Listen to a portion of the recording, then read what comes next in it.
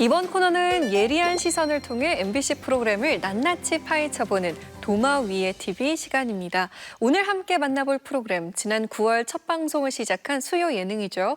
완벽한 여행을 위해 맞춤 숙소를 대신 찾아주는 구해줘 숙소입니다.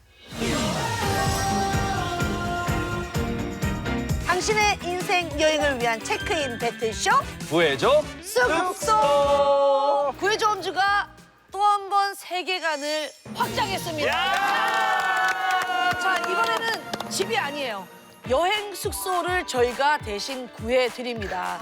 의뢰인을 위해 직접 발로 뛰고 매의 눈으로 리뷰를 검증해줄 믿음직한 우리 코디들이 준비를 하고 있는데요. 여행은 좀 놀면서 이렇게 멍 때리는 거 아닙니까? 에이, 아니죠. 여행은 쉬는 거죠. 저희 쉬멍팀이 벌써 이 팀명이 앞서가는 것 같은데요? 집에서도 쉬는 분들 많아요.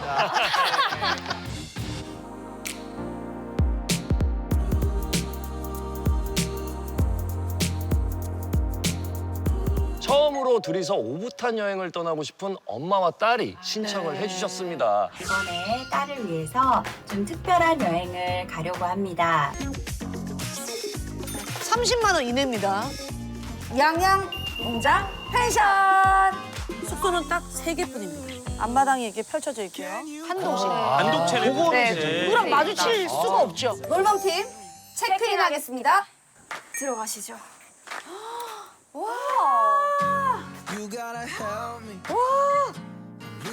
너무 아늑하다.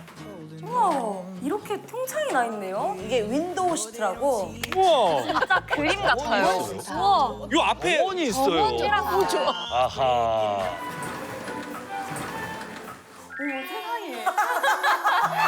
수가 있습니다. 그렇죠. 그렇죠. 저는 이렇게 돼야지. 저는 프라이빗 해야지. 이렇게 돼야죠. 리뷰를 보면 화장실 뷰도 완벽하다. 와, 자, 개별 마당입니다. 아주 프라이빗합니다. 치킨은 이런 데서 먹어야죠. 누가 툭툭 치더라고, 봤더니 피토치드가. 뭐야? 여기 아직도 멍이 들어있어요. 피토치드가 다 쳐요. 멍 들었네 어쩐지. 의뢰인께서 자연을 느끼고 싶다고 했잖아요. 여기만큼 자연을 느낄 수 있는 곳이 있을까요? 사방이 둘러싸여 있는 이 산에서 산멍 때리시고 그다음에 밤이 되면 별멍을 때리시는 겁니다. 여기 많이 비쌀 것 같은데요. 진짜 놀라실 수 있습니다. 20만 원. 소개해드릴 이유가 있습니다. 의뢰인의 거주지인 중랑구에서 숙소까지 차량으로 약 2시간 걸고요. 숙소 근처에서 시원한 막국수도 맛볼 수 있습니다. 이외에도 차량 10분 내에 눈과 입이 즐거운 양양 전통시장이 위치해 있습니다. 놀방팀 체크아웃 하겠습니다. 여기는 바다가 안 보일 수가 없거든요. 30초, 30초. 보니까 바닷가에서 호텔로 들어오는 전용 통로가 돼 있잖아요. 약간 이게 전용 비치를 누리는 듯한 특별한 기분을 가지게 해주는 것 같아요.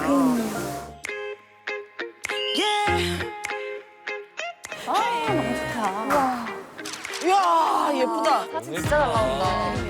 오른쪽 창 봤어요? 근데 이 뒤로 설악산 끝자락 보이는 거 너무 멋있죠? 와, 바로 뒤에는 산이 있었네요. 산이 있어요. 그리고 소나무 숲이 있고 저기로 보이는 호수가 송지호. 호수 뷰도 매력적이겠지만 네. 나는 그래도 바다가 더 좋은데 하시는 분들이 계실 거예요. 그쵸. 그래서 이 호텔은 전객실. 쉬멍팀 체크인 하겠습니다. 하나, 둘, 셋. 와, 이거 진짜 리액션이다. 와, 끝마다 깔끔해. 와. 일출이 대박이라고. 동해니까. 세상에. 너무 예쁘다. 리뷰에 가장 많았던 게 안정감 있고 편안한 매트리스, 침구 얘기가 있었어요. 네. 친구 좋아 보인다. 거기 또 트윈 베드라서. 대기가 조금 많이 높아가지고 그거에 대해서 얘기가 좀 많더라고요. 우리 다 한번 누워볼까? 하면서 많이 피곤했지? 어때요? 제가 원래 좀 높은 베개를 약간 선호하는 편인데 저는 딱 좋아요. 건강 활용이 좋은 것 같아. 우와!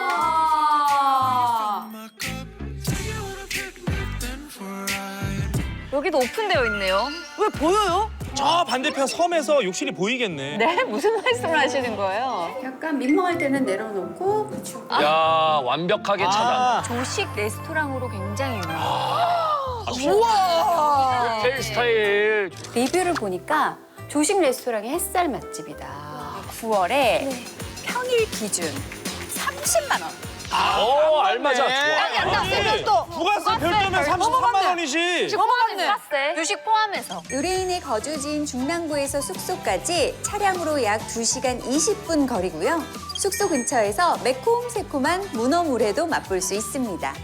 차량 5분 내에 위치한 송지호 둘레길에서 산책도 추천드릴게요. 시멍팀 체크아웃 하겠습니다. 잘 쉬다 갑니다.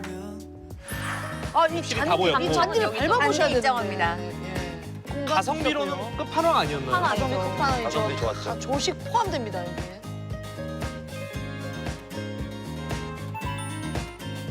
여기도 중정은 진짜 예뻤어. 좋았어. 너무 좋았죠. 개인적으로 여기가 진짜 좋았어. 예쁘다. 은혜네 선택은 오션뷰 여행 지원금을 드립니다. 네, 두 분 즐거운 여행하시고 저희 시멍팀이 구해준 숙소에서 잘 쉬다 오시길 바라겠습니다. 구해줘 홈즈가 두 번째 스피인오프 프로그램을 선보였죠. 바꿔줘 홈즈에 이어서 구해줘 숙소로 찾아온 건데요. 의뢰인을 대신해 코디들이 숙소를 직접 찾아가서 리뷰를 검증하고 조건에 맞는 숙소를 찾아주고 있습니다. 위원들은 구해줘 숙소의 기획에 대해서는 어떻게 생각하세요? 시청자들로 하여금 어떤 대리 여행 체험을 제공해주고 이제까지 침체된 관광 산업을 돕고 그러면서도 이제 한국관광공사에서 제공하는 앱 서비스가 있다라는 것들을 알려준 그런 정보적인 측면은 좋았다고 생각하는데요. 그 지역에 궁금한 점 그리고 막히는 점들이 생기면 그렇죠. 나라에서 운영한 24시간 관광 안내 서비스를 통해서 해결할 수가 있는데요. 질문을 하면 실시간으로 답장이 오더라고요. 에이, 그런 게 어딨어. 아 진짜요? 누가 얘기해줘요? 이거 다른 언어로도 사용이 가능하네요. 진짜? 바로 와요. 일몰 시각은 우와. 대답해줘. 이런 점들이 굉장히 유용하게 여겨졌고 나중에 한번 써봐야겠다라는 생각도 들었어요. 다만 보여지는 방송이다 보니까 숙소의 뭐 서비스라든가 보안이라든가 위생관리 이런 쪽보다는 약간 SNS에 업로드하면 멋있다. 이런 쪽에 너무 치중이 많이 된 점은 조금 아쉽게 여겨졌습니다. 여행에서 사실은 숙소가 차지하는 비중이 굉장히 크잖아요. 아무리 좋은 곳에 가더라도 숙소가 사실 엉망이면 기분이 좋지가 않은데 조건에 맞는 좋은 숙소를 찾아준다. 이게 굉장히 컨셉 자체가 신선한 것 같습니다. 다만 벌써 지금도 그 인기 숙소 같은 경우는 이제 올해는 다 예약이 완료돼서 갈 수가 없어요. 보는 입장에서 저기 꼭 한번 가보고 싶다. 이 마음이 현실 숙박으로 연결되기는 상당히 어려울 것이다. 몇 개월씩 기다려야 되는데 그때까지 그런 관심이 이어질지에 대한 좀 문제점도 있는 것 같습니다. 제일 좀 눈에 들어왔던 거는 우리가 숙소 예약 앱을 통해서 검색으로 찾을 수 없는 조건들이 있어요. 의뢰인들의 좀 추상적이고 좀 주관적인 조건들인데 가령 가슴이 뚫리는 산 뷰라든지 홈페이지 사진과 동일한 숙소 같은 것들은 우리가 검색을 통해서는 잘 찾을 수가 없잖아요. 이런 좀 작은 부분까지 맞춤형으로 숙소를 소개해 준 것이 좀 숙소 예약 앱과 비교했을 때는 나름 좀 차별화가 된다라는 생각이 들고요. 그리고 드론 같은 거 띄워서 굉장히 광활한 자연 같은 것들을 보여주고 또 코디들이 생생한 체험 후기를 들려주기 때문에 시뮬레이션을 위해 노트북을 준비했습니다. 이런 거 또 직접 해봐야. 뭐 떠올랐어요 혹시? 뭔가 막 떠오르는데 막 갑자기 산속에 있고 그러니까. 정보의 어떤 현장성이나 실제감 측면에서도 상대적으로 좀 우위에 있다라는 생각이 듭니다. 그리고 저는 무엇보다 좀 주목했던 거는 단점들도 좀 꼼꼼하게 체크하는 것이 좀 좋았어요. 코디들이 그거 일일이 좀 확인해 보고 약간 이쪽으로 좀 옮겨가지고 이렇게 해서 좀 이렇게 해서 물이 안 튀나요? 물이 튀네요. 튀긴 튀네요. 단점인 경우에 극복할 수 있는 부분 이런 것들을 좀 체크해서 옆집에서 살짝 보일 수가 있으니까 이 커튼을 또 싹 닫아주면 숙소 평가 부분에 있어서는 객관성과 좀 신뢰도를 높이려는 제작진의 의도가 엿보였던 것 같습니다. 네, 구해줘 숙소에서는 모녀의 단둘이 떠나는 특별한 여행부터 회사를 퇴사한 친구들의 힐링 여행 등 다양한 사연을 가진 의뢰인들이 등장해서 여행 계획을 공개하고 또 그에 맞는 조건을 제시했는데요. 그중에서도 가장 인상적이었던 에피소드를 꼽아주신다면 어떤 에피소드였을까요?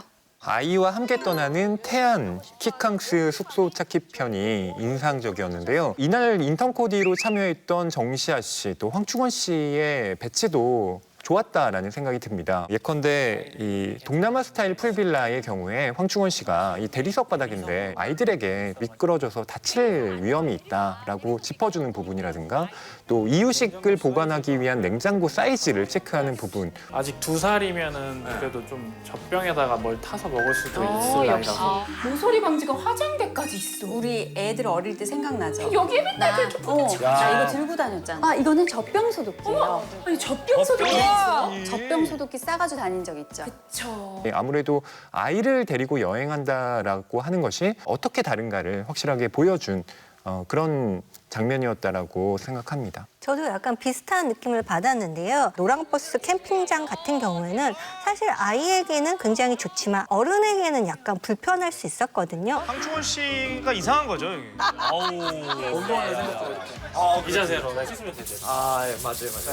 생각을 해보면 우리가 이제까지 숙소를 보거나 공간을 볼 때 굉장히 어른의 시선으로 봤기 때문에 어른에게 편리하다는 생각만 했지 아이라든가 뭐 노인이라든가 다른 세대의 다른 체형을 가진 사람들은 어떻게 생각할까라는 부분은 고려하지 않았던 것 같아요. 근데 이 경우에 아이의 눈높이로서 아, 노랑버스 너무 좋아라고 생각했을 때 어른들에게는 불편할 수 있다. 이 얘기는 어른들에게 편한 곳은 사실 아이나 다른 사람들에게는 불편할 수 있었다라는 것을 깨닫게 되면서 우리가 어떤 공간을 보는 관점을 확장시켜줬다는 점에서 굉장히 인상적으로 기억에 남았습니다. 그 이외에 한적한 지리산 자락 숙소 찾기 편이 좀 인상적이었는데요. 굴의 노고단 뷰스테이가 좀 굉장히 눈에 띄더라고요.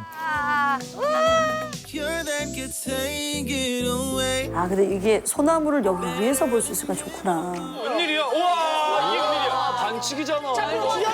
의뢰자분이 이제 퇴사하고 좀 휴식을 원하시는 분이었는데 의도했는지 모르겠지만 코디 세 분이 그 도경환 씨, 박지윤 씨, 이혜성 씨가 이제 퇴사하시고 이제 프리랜서 아나운서로 활동을 하셔서 여러 가지로 좀 공감대를 이끌어냈던 것 같고요. 특히 박지윤 씨가 그런 얘기 하죠. 꼴적꼴 보기 싫다. 이런 부분들이 어떻게 보면 퇴사하신 의뢰자분들에게는 정말 약간 공감대를 이끌어낼 수 있는 그런 멘트가 아니었나라는 생각이 듭니다. 자, 이번에는 프로그램을 이끌어가는 코디들 이야기 해볼까 합니다. 먼저 놀면서 멍 때리는 놀멍팀에서는 김숙, 도경원, 김민주 코디가, 그리고 쉬면서 멍 때리는 쉬멍팀에서는 김지석, 박지윤, 이진호 코디가 포진해 있는데요. 그중에서도 가장 돋보이는 활약을 펼치고 있는 코디를 꼽아주신다면 누굴까요? 쉬멍 팀에서 이제 박지윤 코디.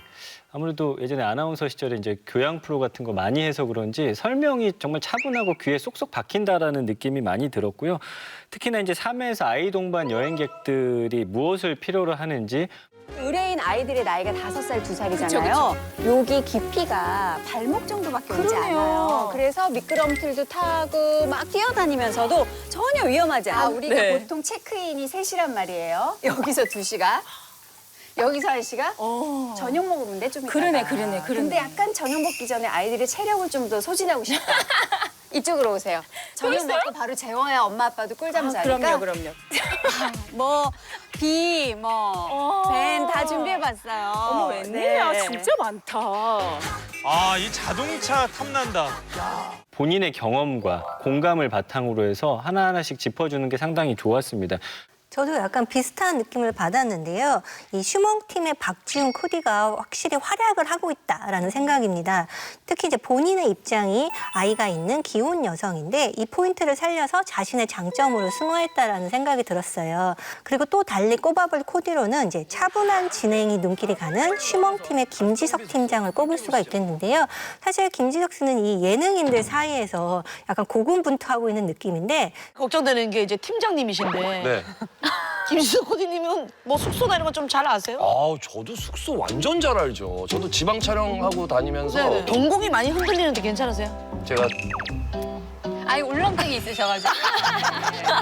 서서히 저의 실력을 보여드리겠습니다. 알겠습니다. 그럼에도 기가 죽지 않고 이렇게 진행을 할 때도 적절한 공격도 하고 여기 와이파이가 안 돼서 와이파이가 없다고요? 컴퓨터 작업 어떻게 해? 특히 이제 사회에서는 이제 직접 그 현장에 가게 돼서 여러 가지 숙소를 소개했는데요. 기가 막힙니다. 와. 아, 근데 테이블이 없네요. 아, 진짜 깜짝 놀랄 만한 테이블이 나옵니다. 여기, 와! 오호. 이 앤티크. 네. 약간 방패 같은 밥상 아닙니까? 그렇죠. 그러면서도 이렇게 다양한 재미있는 예능적인 요소들을 많이 만들어내서 앞으로도 약간 활약이 기대되는 그런 코디입니다. 놀멍팀의 김숙 팀장님이 가장 조금 돋보였던 것 같아요, 활약이. 이분 같은 경우에는 이제 구해줘 홈즈에서 오랫동안 이제 진행자로서 활약을 했기 때문에 그 관록을 좀 무시할 수 없을 것 같고요. 이 배틀 프로그램의 특성상 이 상대 팀에서 소개하는 그 숙소에 대해서 공격을 하는 게 또 굉장히 중요한 포인트인데 김숙 팀장 같은 경우에는 이제 특유의 재치와 논리로 이거 굉장히 잘 무력화시키더라고요. 2회에서 보면 이제 화장실과 객실이 분리돼 있어요. 이제 이게 단점인데 화장실이 밖에 있습니다. 화장실이 밖에 있다고요? 잡았다 요놈. 공용 화장실인가 봐. 저 중문 밖에 있습니다. 예, 한번 가보시죠. 사람들 정말 너무 붙어 있으면 화장실에 붙어 있으면 친구끼리도 약간 민망한 거.